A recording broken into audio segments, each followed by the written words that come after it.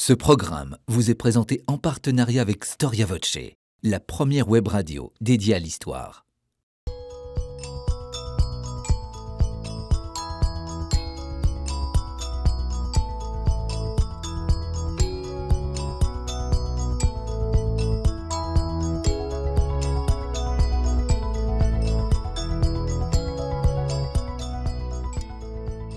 Chers téléspectateurs, chers auditeurs, bonjour. Merci pour votre fidélité. Je suis très heureux de vous retrouver sur ce plateau de votre émission Au risque de l'histoire. Nous le récitons, vous le récitez tous les dimanches après l'homélie. Il s'agit du Credo, dit de Nicée-Constantinople. Ce sont en effet ces deux conciles qui datent respectivement de 325 et de 381 qui ont défini le texte fondement de la foi chrétienne. Alors, comment ont été élaborés ces deux textes? Quelle différence existe-t-il entre ce symbole de Nicée-Constantinople et le symbole des apôtres? Existait-il d'ailleurs des credos avant le credo? Pourquoi aussi a-t-il fallu définir, préciser ce en quoi les chrétiens croyaient? Enfin, quelle a été la réception du credo? C'est ce que nous allons voir avec le père Armogat et Paul Mattei. Mon père, bonjour. Bonjour. Merci d'avoir répondu à notre invitation. Les téléspectateurs de KTO vous connaissent très bien. Vous êtes théologien, exégète, historien. Vous avez publié de nombreux ouvrages. Pour préparer cette émission, j'ai utilisé votre incontournable Histoire générale du christianisme. C'est le premier tome uniquement, puisqu'il y a un deuxième tome sur lequel vous avez travaillé avec Pascal Montauban et Michel Yves Perrin. C'est paru chez Presse Universitaire de France. Et puis, je suis tombé dans la bibliothèque paternelle sur un de vos anciens ouvrages qui ne me rajeunit pas puisqu'il date de 1977, j'avais 5 ans, les 21 réformes de l'Église, tradition et développement du Concile de Nicée 325 à Vatican II, paru chez Fayard. C'est un ouvrage qui se trouve encore en occasion et que vous comptez visiblement réédité. Paul Mattei, bonjour. Bonjour. Merci aussi d'avoir répondu à notre invitation. Vous êtes professeur, historien également, spécialiste de ce qu'on appelle la patristique, c'est-à-dire l'étude des pères de l'Église latiniste. Vous avez publié chez Armand Collin, il s'agit de la 3e édition qui sort ces jours-ci, Le christianisme antique de Jésus à Constantin, qui est un ouvrage, disons-le, universitaire, plus abordable, le christianisme antique, 1er siècle, 5e siècle, une 2e édition chez Ellipse. Alors, mon père, je me tourne vers vous parce que vous êtes théologien et quand on parle des conciles de Nicée-Constantinople, eh bien, on pense tout de suite au dogme. Comment se construit le dogme dans l'histoire ? Je crois que c'est une nécessité d'abord, une nécessité intellectuelle. Jésus a prêché, les communautés ont recueilli son enseignement, et il a bien fallu que cet enseignement de la voie VOIE, du chemin chrétien, s'affronte aux autres religions, aux autres philosophies, à tout ce qui traînait dans le bassin méditerranéen. Et il a donc fallu que les chrétiens donnent raison de leur foi.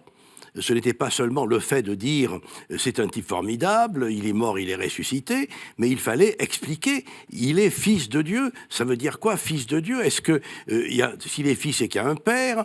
Est-ce que le père est supérieur au fils? Comment la chronologie s'est-elle organisée? Et donc très vite, nous le voyons très vite. Alors quand je dis très vite, c'est parce que il y a déjà une conceptualisation théologique à l'intérieur même de nos textes canoniques. On voit très bien comment des textes les plus anciens, lettres de Paul aux Thessaloniciens, jusqu'aux textes les plus récents, le 4e évangile de Jean, il y a une évolution qui s'est faite pour essayer de rendre compte, de rendre raison du contenu de la foi. Et je pense que... alors, ce qui est intéressant, du reste, et on le voit jusque au tout dernier concile, Vatican I, Vatican II, l'affrontement de la foi chrétienne aux pensées du siècle, aux pensées qui entourent. Vatican I a dû prendre position par rapport à l'idéalisme allemand, par rapport au fidéisme, par rapport... et il a fallu à chaque fois que la foi chrétienne, provoquée par ce qu'on a appelé des hérésies, c'est-à-dire des choix différents de la grande Église, soit appelée à rendre compte du contenu même de sa foi. Paul Mattei. Oui, pour prolonger sur 2 points ce que vient de dire le Père, d'une part, effectivement, la prédication dès l'époque apostolique ne se dispense jamais d'une réflexion et d'une exposition conceptuelle, ça c'est la première chose. Et la deuxième chose, c'est en effet ce qui vient d'être souligné, c'est que bien souvent, les affirmations entre guillemets dogmatiques sont en réalité des réaffirmations contre des choses qui peuvent apparaître comme déviantes. Il n'y a... Comment dirais-je ? Les affirmations dogmatiques ont d'abord un aspect, je dirais, négatif, pour prendre position contre certaines affirmations de telle ou telle, qui peuvent apparaître, alors employons le mot, hérétiques. C'est-à-dire que le dogme se construit, se forme dans le conflit ? Sinon dans le conflit, du moins dans la volonté de préciser ce qui, chez certains, se trouve gauchis. Alors, un exemple, il est clair que les 3 premiers siècles étaient très préoccupés de problèmes qu'on appelle christologiques. Qui était Jésus? Était-il Dieu? Était-il homme? Etc. Et la 3e personne de la Trinité n'était pas au centre des discussions. Bon. Une fois que, par les conciles de Nicée, de Constantinople, la christologie a été édifiée, on s'est aperçu qu'il y avait une lacune sur la 3e personne, l'Esprit Saint. Et à ce moment-là, ce sont les pères de Cappadoce, Basile en particulier, au IVe siècle, qui se sont efforcés de donner une doctrine de l'Esprit Saint. Mais il est évident qu'on n'allait pas proposer une doctrine de l'Esprit Saint tant qu'il n'était pas mis en cause, tant qu'il n'était pas... Alors, l'Esprit Saint, alors ensuite, est-ce qu'il procède du Père seulement, ou du Père et du Fils? Et nous allons jusqu'au début du IXe siècle, le concile d'Aix-la-Chapelle, avoir l'évolution de cette origine de l'Esprit Saint, puisque c'est ce concile carolingien qui va dire qu'il dépend du Père et du Fils, ce qui va poser des problèmes par rapport aux églises d'Orient. Oui, quand je disais des affirmations, si j'ose dire, c'est un peu paradoxal, négatives, pour remonter encore plus haut, donc au IIe siècle, si vous voulez, c'est contre la contestation, par exemple marcionite, du rapport entre la foi chrétienne et son substrat juif, que l'on développe, que certains développent, je pense à saint Irénée, une conception d'une histoire du salut qui essaie d'intégrer justement l'Ancien Testament dans la nouveauté chrétienne. C'est donc, encore une fois, des processus que l'on dira dans un premier temps au moins réactifs. Ce qui ne peut pas dire non plus qu'il ne puisse pas y avoir un développement interne ou organique. Ce que dit le Père, par exemple, à propos des développements d'abord trinitaires concernant le Père et le Fils, puis qui s'étendent à l'Esprit Saint, d'abord plutôt vécu comme une réalité que pensé comme un objet, mais aussi, une fois que, mais ça c'est précisément le processus des conciles œcuméniques, le Fils est affirmé réellement comme Dieu, alors que faire de son humanité? Comment concilier cette humanité, cette divinité? Alors, dans les moments de l'histoire de l'Église, il y a ces moments essentiels que sont les conciles. Est-ce qu'on peut dire que les conciles sont des moments, au fond, d'intelligence de la foi? Les conciles, d'abord, il faut dire que ce sont les moments les plus solennels de l'Église catholique. On a tendance un peu à l'oublier. Alors, les conciles généraux, qu'on appelle écuméniques ou généraux, on peut discuter de leur écuménicité. Est-ce qu'ils s'étendent à toutes les églises chrétiennes? Est-ce qu'ils sont réservés à l'ensemble d'une seule église? Concile général, le Vatican II était plus un concile général qu'un concile écuménique au sens strict. Mais ce sont des moments solennels, puisque un des grands débats au cœur de l'Église était: est-ce que le pape est supérieur au concile ou le concile supérieur au pape? Donc les conciles, c'est pas seulement des évêques qui prennent le café ensemble. Hein. C'est quelque chose de monumental, avec une procédure liturgique où l'action de l'Esprit Saint à l'œuvre aujourd'hui dans l'Église est appelée pour les décisions qui vont être prises. Bon. Et alors ça, c'est extrêmement important. Et ensuite, il y a eu des conciles régionaux, des conciles locaux. Il y a eu plein de conciles, en particulier au 4e, 5e, 6e siècle. Il y a eu des conciles, il y a même eu un concile de Béziers, voyez-vous. Donc, il y a eu des conciles, des réunions d'évêques. Mais les conciles généraux sont des actes extrêmement importants, extrêmement solennels, qui vont aider à préciser les points du dogme qui sont contestés. Ce que disait Paul Mattei tout à l'heure, c'est ça qui est très important. On a la même chose en matière de jurisprudence, finalement. Il y a un développement général de la loi, et puis il y a des textes juridiques qui sont pris parce qu'il y a des problèmes nouveaux qui se posent. La bioéthique, il y a un siècle, le problème ne se posait pas. Aujourd'hui, le problème se pose, donc on légifère là-dessus. Paul Mattei. Disons que pour ce qui est de la définition d'un concile et de l'histoire de l'institution conciliaire, dès le IIe siècle, les évêques d'une région donnée ont tendance à se rassembler pour régler tel ou tel problème, par exemple de discipline. Cela se rencontre dès la fin du IIe siècle. Et peu à peu, que ce soit en Afrique du Nord ou en Asie mineure, l'institution conciliaire, c'est-à-dire les rencontres régulières d'évêques ayant à régler des points de discipline, mais aussi des points de doctrine, cette institution conciliaire devient un fait, sinon banal, du moins régulier. La vraie différence que nous allons voir avec Nicée et Constantinople, c'est que ces conciles dont je viens de parler étaient des conciles régionaux, réunissant les évêques d'une région géographique donnée, encore une fois, l'Asie mineure, l'Afrique du Nord, par exemple au milieu du IIIe siècle, autour de Saint-Cyprien. La vraie différence que nous allons voir avec Nicée et Constantinople, c'est que l'on a des conciles réunis dans certaines conditions et dans un certain but, dans un certain dessein, qui, au moins potentiellement, devraient rassembler tous les évêques de l'Église catholique. Et c'est précisément ça la nouveauté que l'on a à partir de 325 et sur laquelle nous allons justement réfléchir avec vous ce matin. Alors, qui décide de réunir un concile ? Je voudrais que nous nous replacions au IVe siècle.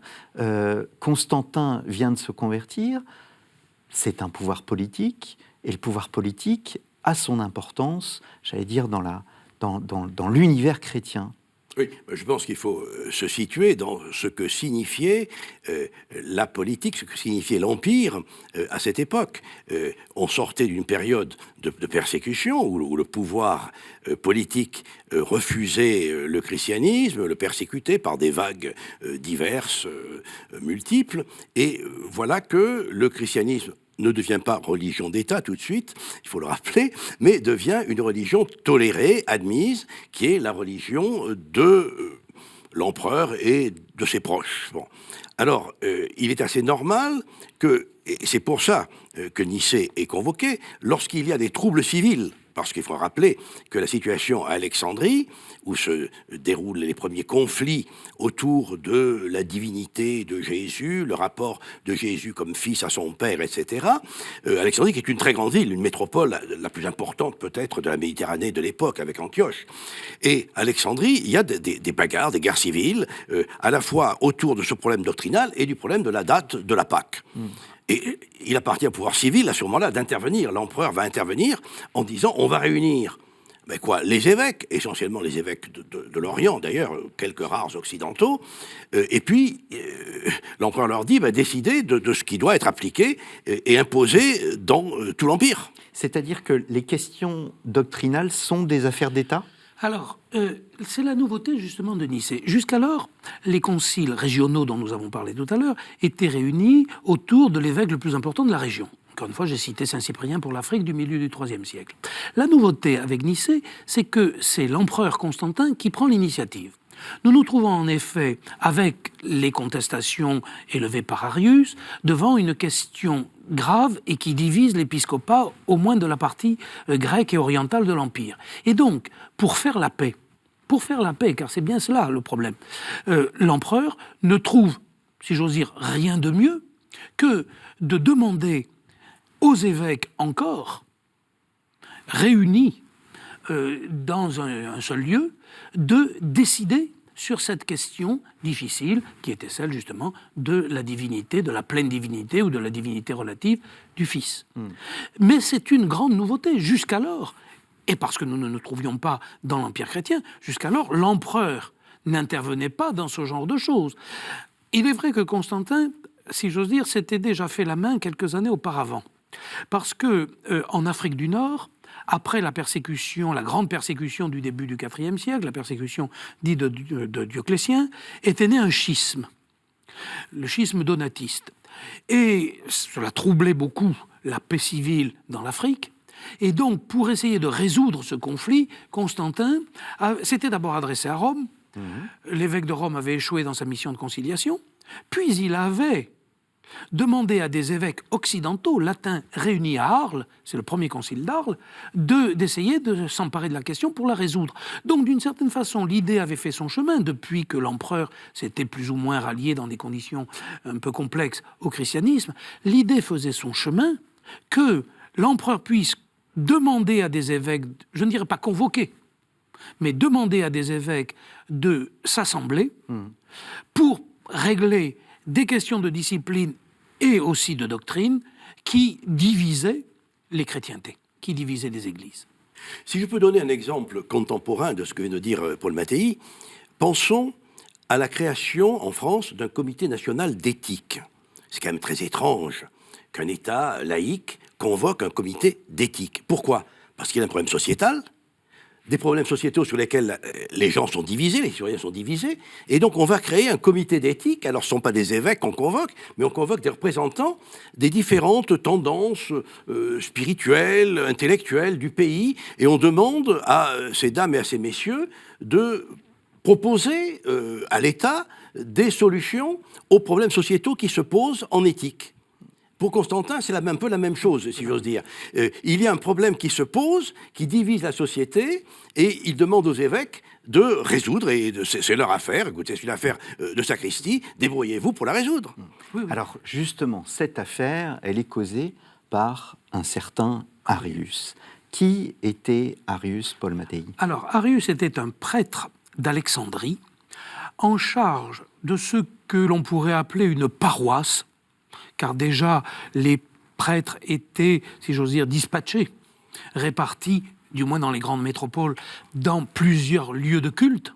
Et donc, cet Arius, curé, si vous voulez, mais avec tous les guillemets que vous voudrez, d'une paroisse d'Alexandrie, se met dans cette église dont il a la charge, à prêcher que le Fils n'est pas tout à fait égal au Père, et il a cette formule sur laquelle nous reviendrons très certainement. Il dit « Il fut un temps où le Fils n'existait pas ». En grec, c'est encore plus énergique, mais on peut résumer la formule de la façon suivante. « Il fut un temps où il n'était pas ». Or, si le Fils est pleinement Dieu, il n'y a pas de temps où Dieu ne soit pas. Cela signifie donc que le Fils n'est pas vraiment Dieu, que donc c'est une créature. Et c'est ça le problème. C'est ça la question, le scandale que crée Arius. Alors évidemment, comme toujours en pareil cas, il y a de bonnes âmes pour rapporter les propos sulfureux du prêtre en question à l'évêque d'Alexandrie, lequel évidemment se trouve gêné et entreprend d'amener son prêtre à la raison. Alors, il faut bien dire, moi je défendrais volontiers Arius, cher Paul Mattei. Arius était un type très intelligent. Il avait un impact extraordinaire sur pastoral, on dirait, et l'évêque était quand même un peu nul. Alexandre, à l'époque, était un brave type, mais pas très malin. Alors, heureusement, il avait un secrétaire de talent, Athanase, oui, qui était son diacre, oui. Qui n'était pas non plus totalement immaculé sur des affaires de blé, des affaires, des tas de trucs dont on peut discuter. Mais Arius a eu une énorme popularité dans la ville qui faisait que les harengères, les dockers, les marins discutaient de ces problèmes de théologie. Ce qui semble complètement incroyable, vu de notre lorgnette contemporaine, de savoir que cette question du Père et du Fils était une question que tout le monde se posait. Alors oui, alors il y a cet aspect effectivement très populaire. On a un texte, alors un peu plus tardif, de Grégoire de Nice. La scène se passe à Constantinople. Grégoire de Nice dit quelque part, vous allez au bain, vous demandez si l'eau est chaude, on vous répond, crois-tu que le Fils est égal au Père? Vous allez chez un boulanger pour acheter votre pain, vous demandez le prix du pain, on vous répond, que penses-tu de la Trinité?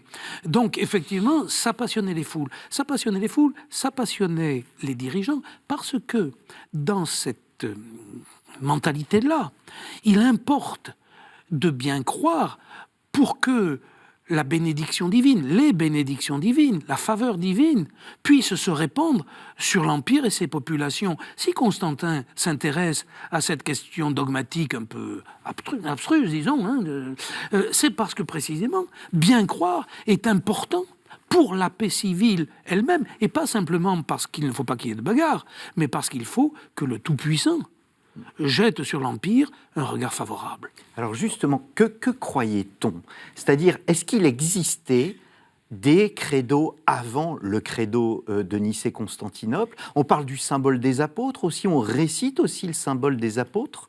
Quand est-ce qu'apparaît le symbole des apôtres? Alors, je crois que très tôt, l'appartenance à la voie chrétienne était manifestée par la reconnaissance des vérités essentielles de la foi.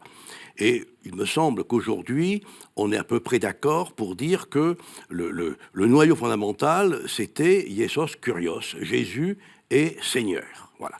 Là, c'était... Alors, Jésus est Seigneur, ce qui impliquait, étant Seigneur, il était vivant, étant Seigneur, il avait le pouvoir sur l'ensemble de la création, etc. Et il est évident aussi que nos évangiles sont difficiles à comprendre.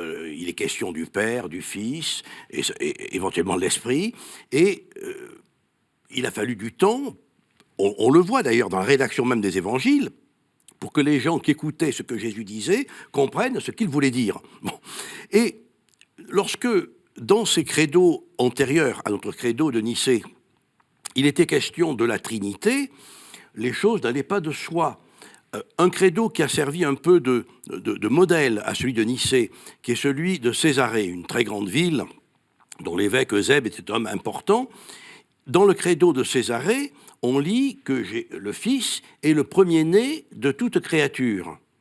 Alors, ce que nous entendons, nous, aujourd'hui, en disant qu'il était né avant toutes les créatures, mais que l'on peut comprendre comme étant le premier créé parmi les créatures.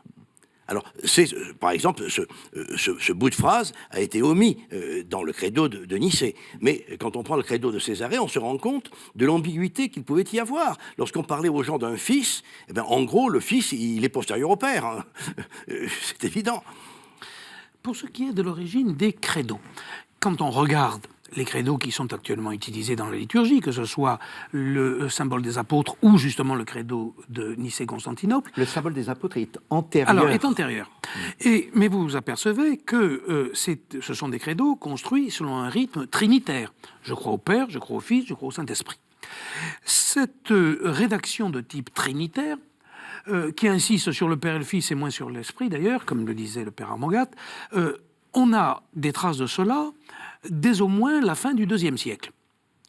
D'abord parce que, d'une part, il faut se rappeler les cérémonies du baptême, au cours desquelles le baptisant, AND, celui qui est baptisé, était plongé 3 fois dans la piscine, après qu'on lui a posé 3 questions. Crois-tu au Père? Première immersion. Crois-tu au Fils? Deuxième immersion. Crois-tu à l'Esprit? Troisième immersion. Mais, à côté de ces credos baptismaux ou de ces affirmations de foi baptismale, il y a, indépendamment du baptême, des formulations. On en trouve par exemple chez Tertullien au début du IIIe siècle, en Afrique romaine, structurées selon justement ce que nous connaissons encore, c'est-à-dire une rédaction de type trinitaire. Et effectivement, ce que les pères de Nicée feront, c'est de reprendre le credo de Césarée dont il a été parlé, le credo d'Eusèbe de Césarée, mais le credo d'Eusèbe et de son Église était gênant parce que justement c'était un credo qui insistait un peu trop dans la perspective du Concile surtout, sur la subordination du Fils par rapport au Père, premier-né de toute créature. Donc, nous verrons sans doute tout à l'heure que les pères de Nicée ont, j'allais dire, rectifié cela. Alors comment cela se passe précisément? Est-ce que Arius, d'abord, a le droit de venir devant les pères du Concile pour se défendre? Arius a eu la bonne idée de quitter Alexandrie et de partir se réfugier en Palestine, je crois, ou en Syrie, je ne sais plus, parce que sinon on lui aurait fait un sort. Athanas n'était pas un tendre. Alors, c'est vrai que Arius était un homme cultivé et il avait surtout de bonnes fréquentations. Il se trouve qu'il avait été l'élève d'un martyr d'Antioche, un exégète célèbre, Lucien d'Antioche, et en même temps que des gens qui étaient devenus évêques et qui se trouvaient dans l'entourage de Constantin. Si bien que lorsqu'Alexandre d'Alexandrie, l'évêque d'Alexandrie, essaie de faire taire Arius, au lieu de se taire, Arius crie plus fort et en appelle à ses amis bien placés. Et c'est pourquoi cette histoire qui mettait aux prises un évêque et un de ses prêtres est devenue une affaire d'État, parce que précisément, outre que la question était importante, mais surtout parce que les personnes mises en cause avaient des relations. Et par conséquent, ça ne pouvait pas être réglé comme ça par un coup d'autorité. C'est ça la véritable origine du Concile de Nicée. On oublie souvent que la diffusion, l'expansion du christianisme, l'évangélisation de l'Europe a été une évangélisation arienne. Souvent, on parle, c'était extraordinaire, l'Europe chrétienne, la chrétienté, c'était une chrétienté arienne. Et à un moment donné, il y a eu un sursaut trinitaire, Athanase, Hilaire de Poitiers, etc. Mais l'Europe tout entière, au IVe siècle, était en train de devenir arienne pour des raisons intellectuelles et politiques à la fois. Il y a une sorte de paradoxe quand on retrace l'histoire, parce qu'il y a ce concile de Nicée qui intervient contre Arius, et pourtant, vous venez de le dire, il y a un renouveau de l'arianisme, c'est-à-dire que la réception du concile de Nicée ne se fait pas sans mal. C'est parce que, si vous voulez, si on regarde les choses du point de vue dogmatique dans la durée, dès le IIe siècle, les auteurs chrétiens ont essayé de s'expliquer, d'expliciter comment Jésus peut être Dieu alors qu'il y a le Père qui est dans les cieux. Comment donc concilier le fait qu'il y a un Père, qu'il y a un Fils, comment intellectuellement se représenter les choses. Et donc, ils ont recouru, dès le IIe siècle, je pense à Justin Martyr, l'apologiste, à des schémas de réflexion qui, peu ou prou, on peut discuter de cela à perte de vue, s'inspiraient de la philosophie. Et en particulier, ils reprennent un mot que l'on retrouve dans le prologue de l'évangile de Jean. Ça ne veut pas dire qu'il l'y ait lu, parce qu'on ne sait pas si Justin connaissait le prologue de Jean, mais ça c'est une autre question. Jésus est le Verbe de Dieu, le Logos. Il se trouve que ce mot Logos est un mot chargé d'une histoire philosophique. Il se trouve aussi chargé d'une histoire dans la tradition juive et chrétienne, puisque le juif d'Alexandrie, Philon d'Alexandrie, utilise le terme logos pour désigner l'entité qui fait en quelque sorte le lien entre le Père parfaitement transcendant et le monde phénoménal. Cela signifie que pour un Philon, par exemple, le logos se situe quelque part entre les deux. Autrement dit, lorsque les théologiens des IIe et IIIe siècles reprennent cette conception de Jésus logos, il y a peu ou prou une idée de subordination du Fils par rapport au Père. Alors bien entendu, on peut discuter de cela parce qu'il faudrait nuancer l'infini. Mais, grosso modo, on pouvait penser ça. Et c'est de cela qu'un homme comme Arius est l'héritier. Il est l'héritier, par exemple, du grand auteur d'Alexandrie du IIIe siècle, qui est Origène. Or, on trouverait dans Origène des formulations qui pourraient aller dans ce sens-là.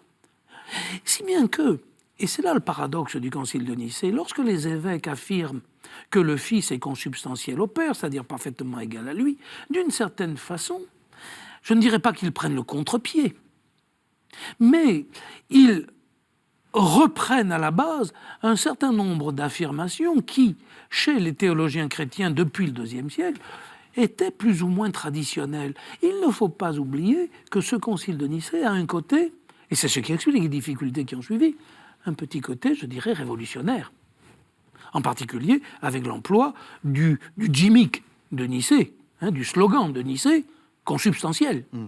C'est le mot du concile de Nicée. C'est le mot du concile et c'est le mot qui fait difficulté. Alors, je crois que les auditeurs et les téléspectateurs sont intéressés de savoir que si aujourd'hui, là, au début de l'année 2000, nous récitons le credo de Nicée-Constantinople en disant de même nature que le Père, dans un an, ils nous diront tous de même substance que le Père, puisque la nouvelle traduction qui va entrer en vigueur au temps de l'Avent prochain, au mois de novembre 2020, qui sera généralisée en 2021, a remplacé cette traduction très contestée, de même nature que le Père, par une autre traduction de même substance que le Père, qui se rapproche davantage de la tradition théologique. Donc du consubstantiel. Voilà. Alors, à l'époque, je me souviens très bien, les grands débats dans les années 70, en disant « Ah, mais les fidèles ne comprennent pas ce que c'est que substance. » Et je répondais « Est-ce qu'ils comprennent ce que c'est que nature ?»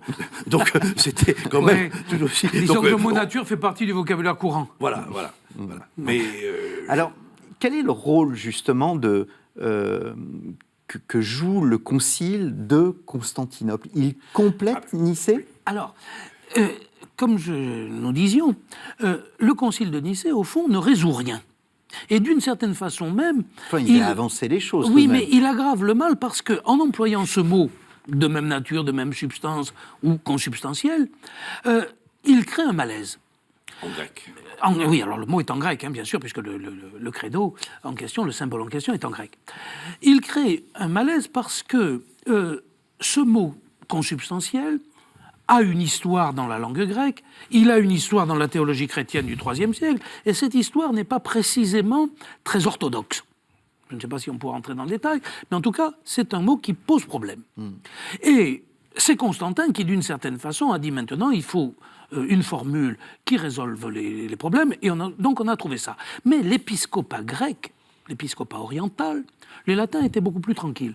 Mais les grecs ne sont pas satisfaits. Et à partir de là, pendant plusieurs décennies, on va avoir des tentatives pour ne pas employer ce mot litigieux, trouver une formule qui puisse rendre la foi de façon claire, expliciter la foi de façon claire, et on ne trouve pas.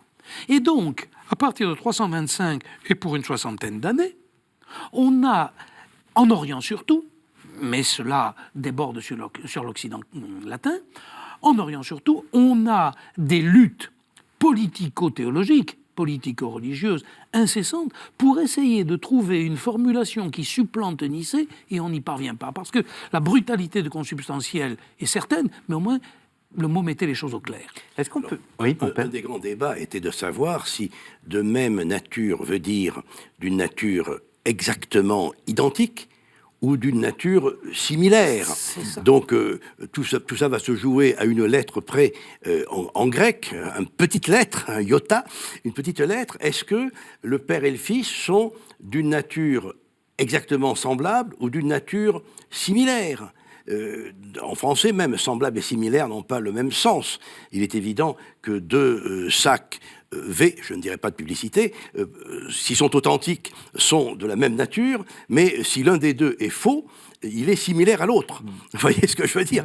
Donc, c'est quand même une question très importante sur laquelle les Grecs vont se battre, et si je rappelais que le texte est un texte grec, c'est parce que les Latins vont avoir à leur tour des problèmes de vocabulaire. Comment traduire natura, persona, essentia? Ce sont des mots difficiles qui n'ont pas le même sens finalement en latin et en grec. Oui. On a peu parlé depuis le début de cette émission de la papauté. La papauté est aux abonnés absents? Pas tout à fait. Pas tout à fait, mais presque.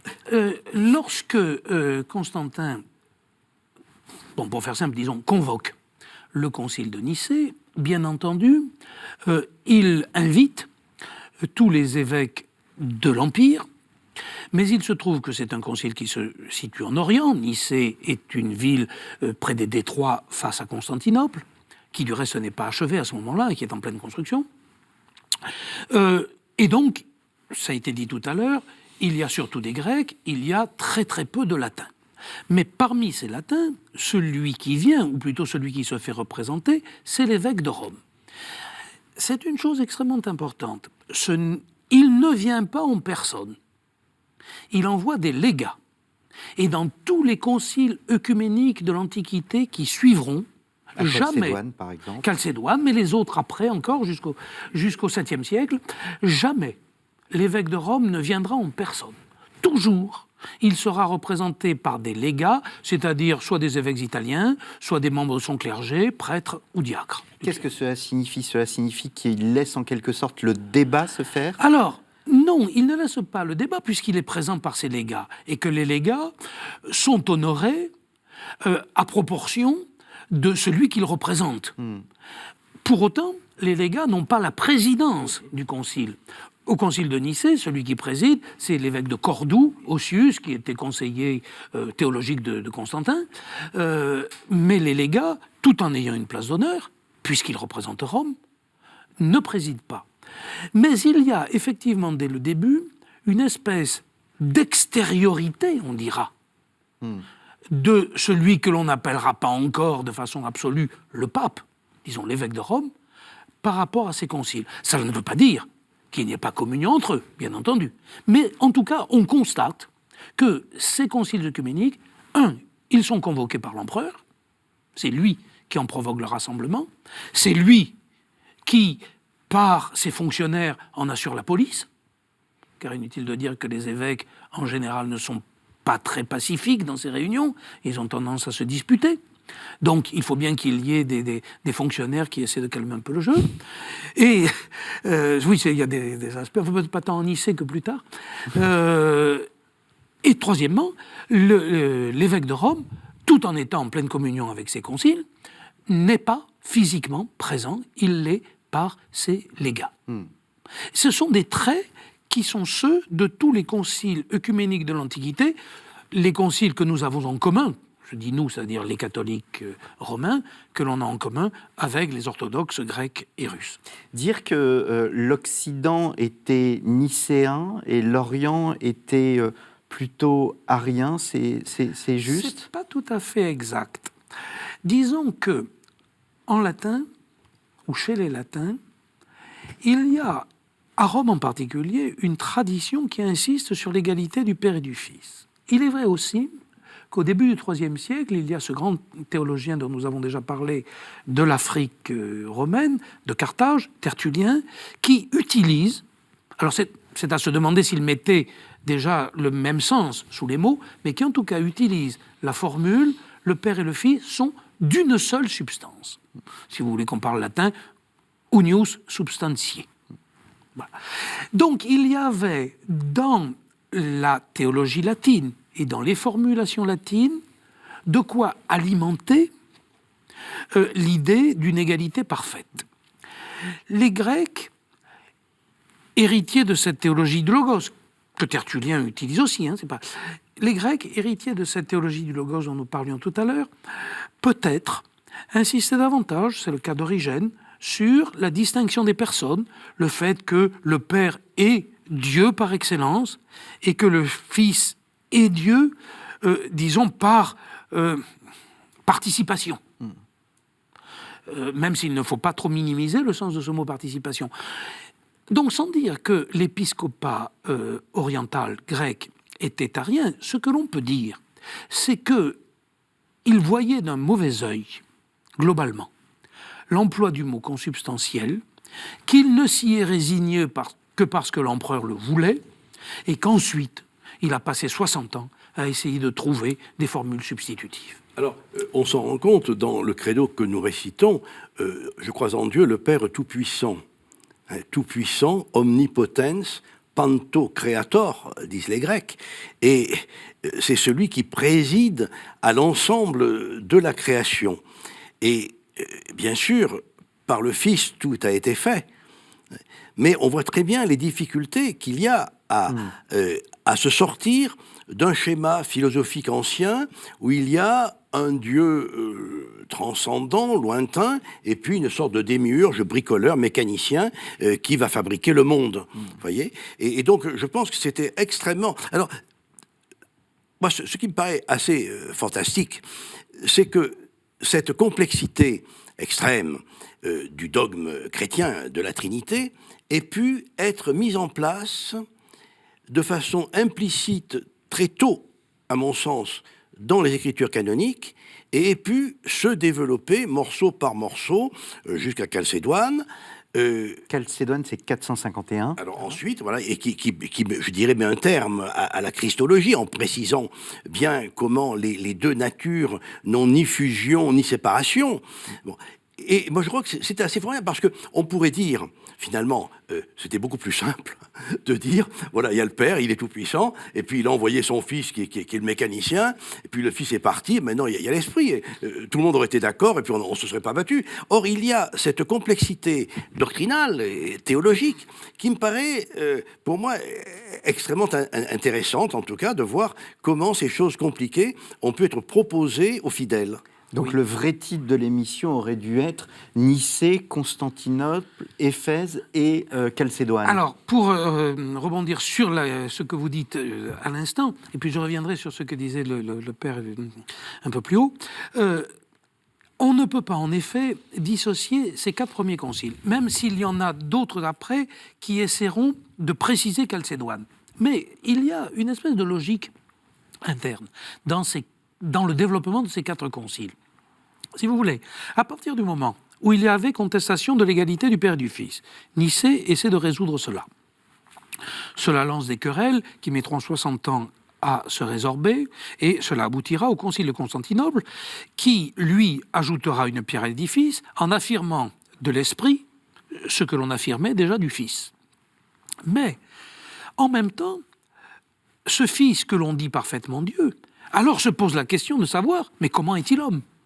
Donc on passe... Vrai Dieu ou vrai Voilà, on passe logiquement par une espèce de processus de développement, ou en tout cas de cohérence des questions, depuis des questions trinitaires à des questions proprement christologiques, si l'on appelle christologie la théologie de l'incarnation.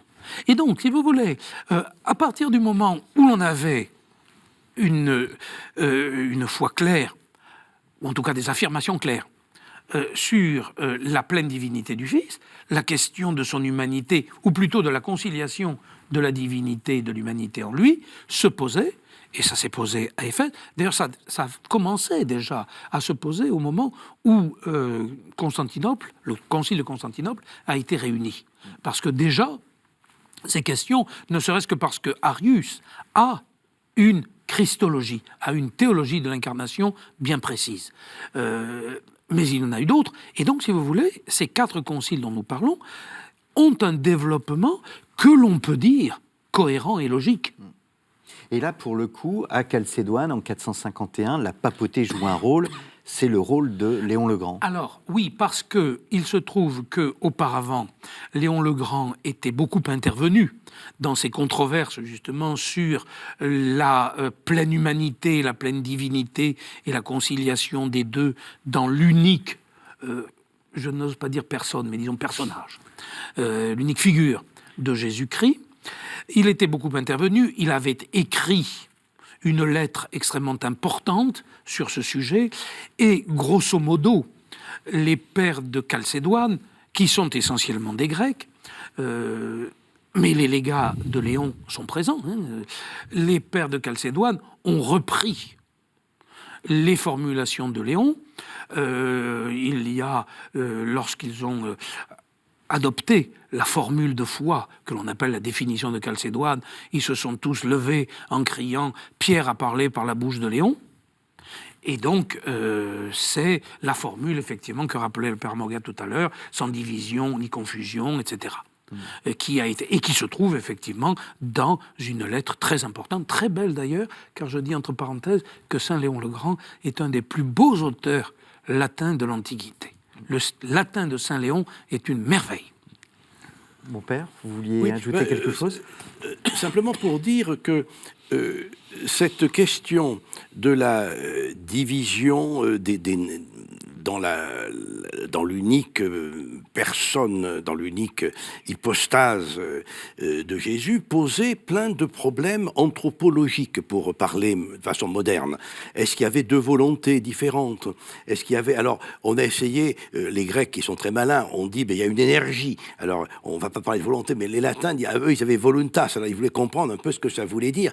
Est-ce que, lorsque, au jardin des Oliviers, Jésus dit au Père, ta volonté et pas la mienne, qu'est-ce que cela signifie? Et donc, je crois, un élément important, je pense que, je l'ai soutenu souvent, c'est que l'anthropologie moderne s'est construite. L'anthropologie, c'est-à-dire la connaissance de l'homme aujourd'hui, s'est construite à partir de ces problèmes christologiques. C'est parce qu'on a réfléchi sur ce que signifiait la volonté humaine dans une personne, ce que signifiait le poids d'une humanité, que l'on a peu à peu constitué ce qui permet au XVe, XVIe, XVIIe siècle de parler de la personne humaine, vous voyez. Donc les conciles ont en quelque sorte participé de l'intelligence d'une civilisation, au fond. Ah oui, oui, tout à fait. Ben oui, parce que le vocabulaire de base que l'on emploie, dont on parlait tout à l'heure, substance, nature, personne, qui est un vocabulaire que les pères et les pères conciliaires ont hérité en partie de la philosophie, ce vocabulaire-là n'a pas pu ne pas être influencé par l'usage théologique qui en a été fait.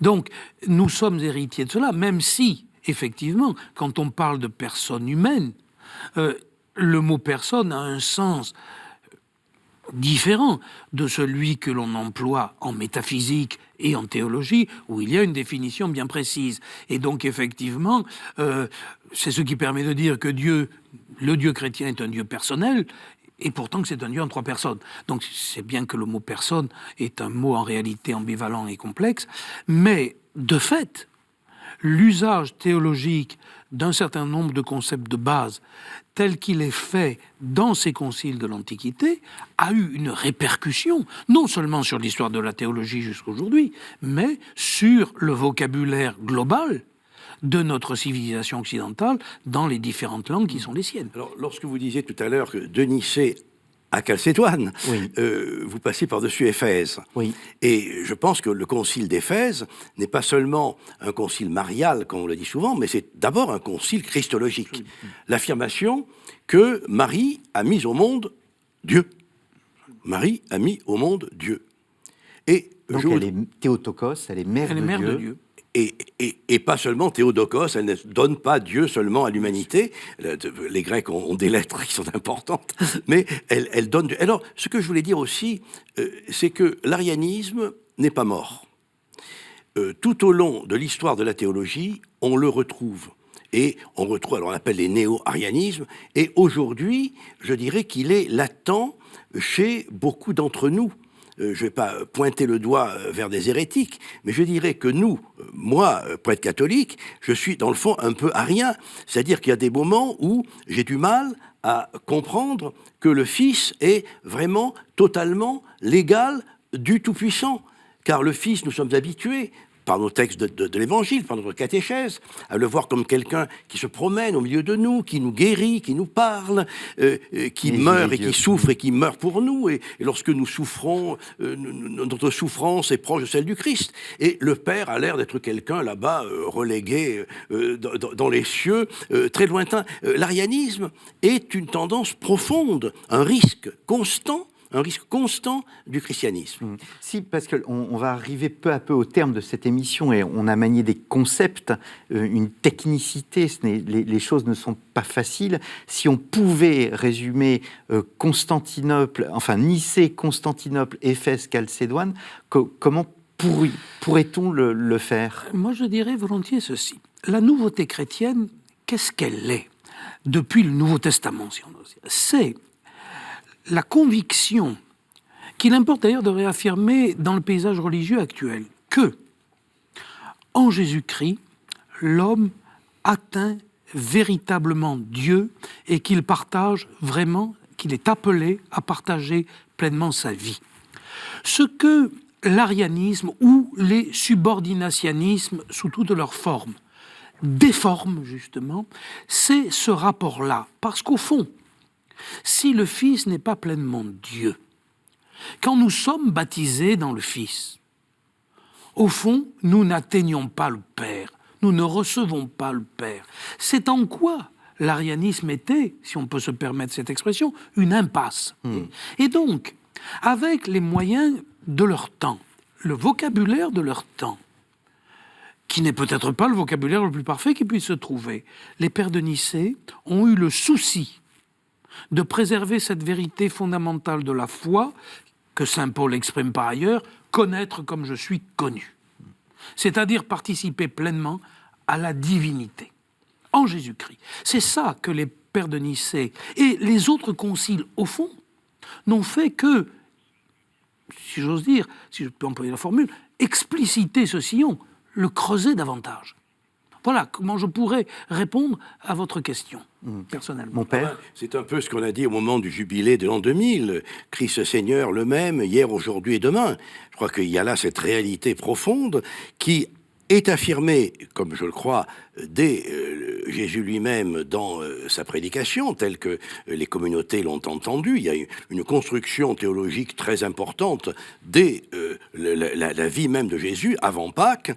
Et puis, cette œuvre qui est vraiment l'œuvre de l'Esprit. Nous vivons dans l'Église de l'Esprit, et c'est pour ça que l'Esprit, qui est si discret dans nos prières, aussi discret dans notre liturgie, est essentiel parce que c'est lui qui, à travers les conciles, a permis de mieux comprendre et de mieux formuler ce en quoi nous croyons aujourd'hui.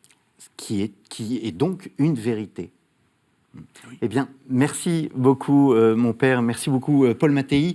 Je rappelle les titres de vos ouvrages. Tout d'abord, l'histoire générale du christianisme, du père Armogat, qui a dirigé ce travail avec Pascal Montaubain et Michel-Yves Perrin. Il s'agit d'un livre en 2 tomes.